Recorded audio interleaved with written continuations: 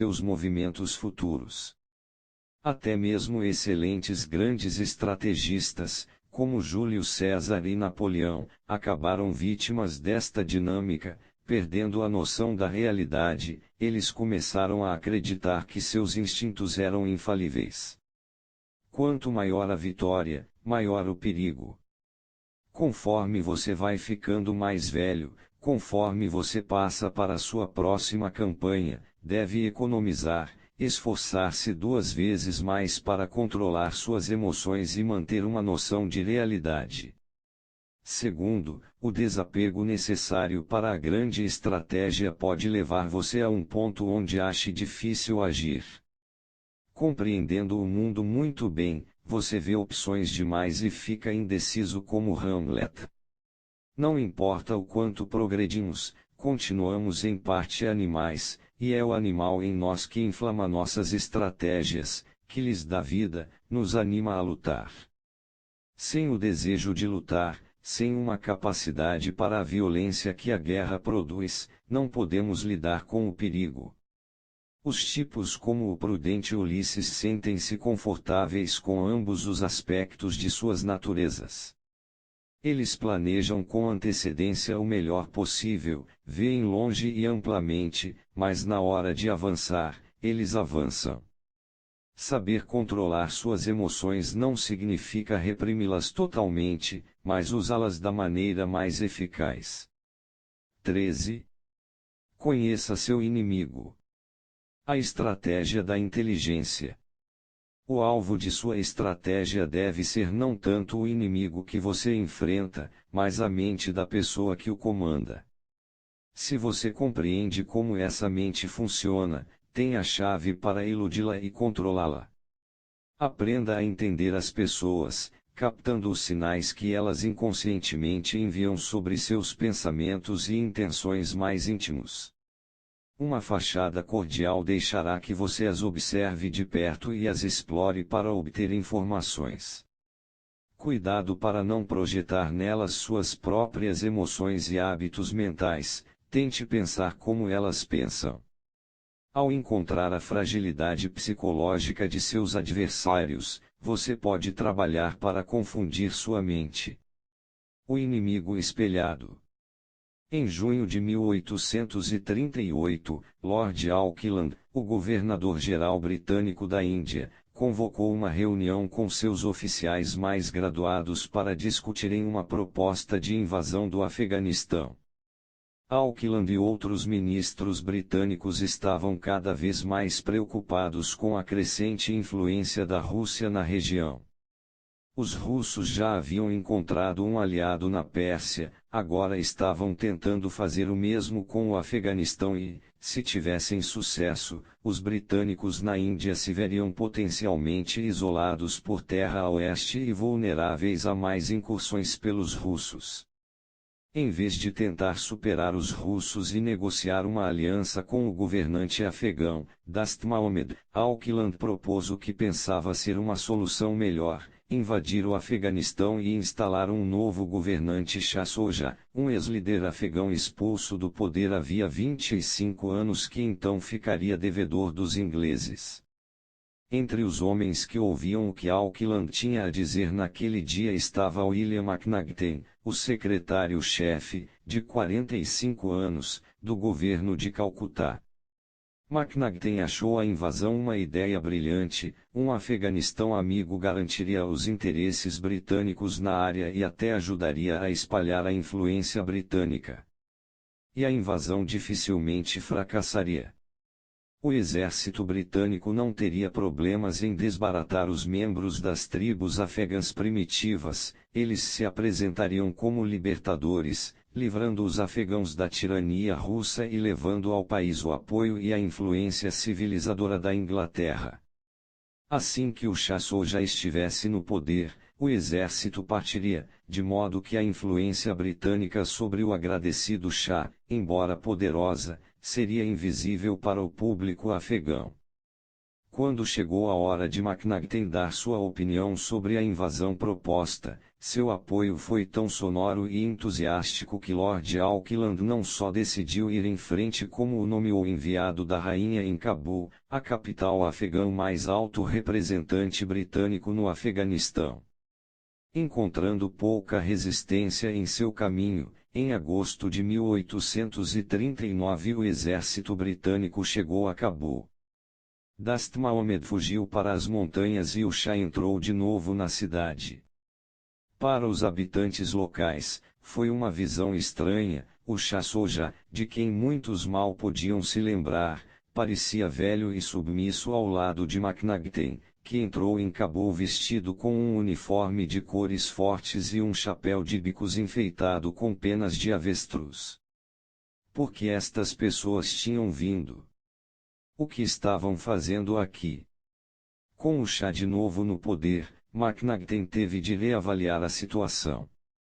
Relatórios chegaram informando-o de que Dast Mohamed estava montando um exército nas montanhas ao norte. Enquanto isso, ao sul, parecia que, ao invadirem o país, os britânicos haviam insultado alguns chefes de tribos saqueando suas terras atrás de comida. Estes chefes agora estavam criando problemas. Era evidente também que o Shah não era bem visto entre seus ex-súditos, era tão mal visto que MacNagten não podia deixar desprotegidos nem ele nem outros interesses britânicos no país. Relutante, MacNagten ordenou que a maior parte do exército britânico continuasse no Afeganistão até a situação se estabilizar. O tempo passou e MacNagten acabou decidindo permitir que oficiais e soldados desta força de ocupação cada vez mais permanente mandassem buscar suas famílias, para que a vida fosse menos difícil para eles. Em breve, esposas e filhos chegaram, junto com seus criados indianos. Mas, embora MacNagten imaginasse que a chegada das famílias dos soldados teria um efeito civilizador mais humano, ela só assustou os afegãos. Os britânicos estariam planejando uma ocupação permanente. Para onde quer que o povo local olhasse, havia representantes dos interesses britânicos, falando alto nas ruas, bebendo vinho, frequentando teatros e corridas de cavalos, prazeres estrangeiros importados que eles haviam introduzido no país. Agora as famílias deles estavam se sentindo em casa. Um ódio por tudo que fosse inglês começou a criar raízes. Houve quem alertasse MacNagten a esse respeito e para todos ele tinha a mesma resposta: tudo seria esquecido e perdoado quando o exército deixasse o Afeganistão. Os afegãos eram um povo infantil, emotivo, quando sentissem os benefícios da civilização inglesa, ficariam mais do que agradecidos. Uma questão, entretanto, preocupava o enviado: o governo britânico não estava satisfeito com a crescente despesa com a ocupação. MacNagten precisava fazer alguma coisa para cortar os custos, e ele sabia exatamente por onde começar. A maioria das passagens na montanha por onde corriam as principais rotas comerciais do Afeganistão eram controladas pelas tribos Ghuzi, que por muitos anos, durante as vidas de muitos governantes diferentes do país, tinham recebido um estipêndio para mantê-las abertas. MacNagten decidiu reduzir à metade este pagamento. Os Ghuzis reagiram bloqueando as passagens, e em outras regiões do país tribos solidárias aos Ghuzis se rebelaram. MacNagten, apanhado de surpresa, tentou abafar estas rebeliões, mas não as levou muito a sério, e oficiais preocupados que lhe diziam para reagir com mais vigor eram censurados por estarem exagerando. Agora o exército britânico teria de ficar ali indefinidamente. A situação se deteriorou rapidamente. Em outubro de 1841, uma multidão atacou a casa de um oficial britânico e o matou. Em Cabul, chefes locais começaram a conspirar para expulsar os senhores feudais britânicos. O Shah Soja entrou em pânico. Durante meses ele havia implorado a McNagten para deixá-lo capturar e matar seus principais rivais, um tradicional método do governante afegão para garantir sua posição. McNagten havia lhe dito que um país civilizado não soluciona seus problemas políticos com assassinatos. O Shah sabia que os afegãos respeitavam a força e a autoridade, não valores civilizados. Para eles, seu fracasso em lidar com seus inimigos o fazia parecer fraco e sem controle do governo e o deixava cercado de inimigos. McNagten não quis escutar. A rebelião se espalhou e McNagten agora teve de enfrentar o fato de não ter efetivo suficiente para abafar uma insurreição generalizada. Mas por que ele deveria entrar em pânico? Os afegãos e seus líderes eram ingênuos, ele recuperaria o comando com intrigas e engenhosidade. Com esse objetivo, McNagten negociou publicamente um acordo segundo o qual as tropas e os cidadãos britânicos deixariam o Afeganistão, em troca os afegãos abasteceriam os britânicos em retirada com alimentos. Confidencialmente, entretanto, McNagten informou a uns poucos chefes mais importantes que estava disposto a fazer um deles vizir do país e enchê-lo de dinheiro em troca de acabar com a rebelião e permitir que os ingleses ficassem. O chefe dos Ghilzis do Leste, Akbar Khan, respondeu a esta oferta e, no dia 23 de dezembro de 1841, McNagten foi ter um encontro em particular com ele para selar a barganha. Depois de trocar saudações, Akbar perguntou a McNagten se ele queria seguir em frente com a traição que planejavam.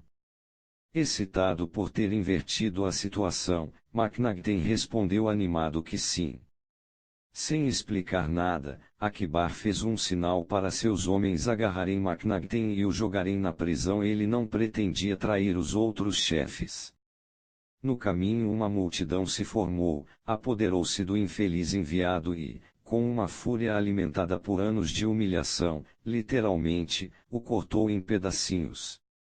Seus braços, pernas e cabeça foram carregados em desfile pelas ruas de Cabul, e seu torso ficou pendurado em um gancho de carne no bazar.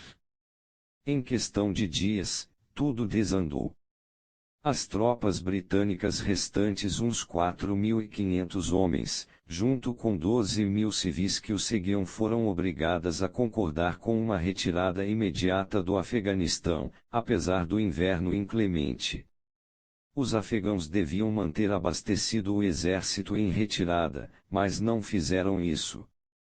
Certos de que os britânicos jamais partiriam se não fossem forçados, eles os hostilizavam sem parar. Civis e soldados igualmente morriam logo na neve. No dia 13 de janeiro, as forças britânicas no forte em Jalalabad viram um único cavalo aproximando-se, com dificuldade, dos portões. Seu cavaleiro semi-morto, o Dr. William Bridon, foi o único sobrevivente da malfadada invasão do Afeganistão pelos britânicos. Interpretação: o conhecimento que poderia ter evitado a catástrofe estava na ponta dos dedos de McNagten muito antes de iniciar a expedição. Ingleses e indianos que tinham vivido no Afeganistão poderiam ter lhe dito que o povo afegão era um dos mais orgulhosos e independentes do planeta. Para eles, a imagem de tropas estrangeiras invadindo Cabul seria uma humilhação imperdoável. Além do mais, eles não eram um povo que ansiasse por paz, prosperidade e reconciliação. Na verdade, eles consideravam os antagonismos e confrontos como um estilo saudável de vida. McNagten tinha a informação, mas recusava-se a vê-la.